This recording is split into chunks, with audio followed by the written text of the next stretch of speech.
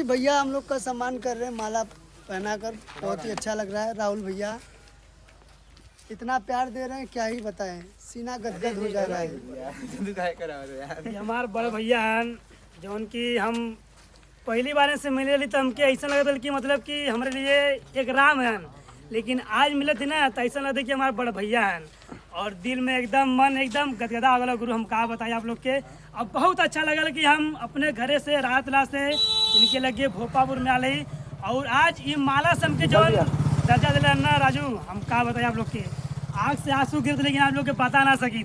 हम कहा बताई बस दूसरा कि का हम कुछ निकल ना पाते भैया के लेके, लेकिन भैया ऐसा राम ऐसा ना आप लोग कभी ना मिले यार। हो जा रहा है मेरा भाई। चला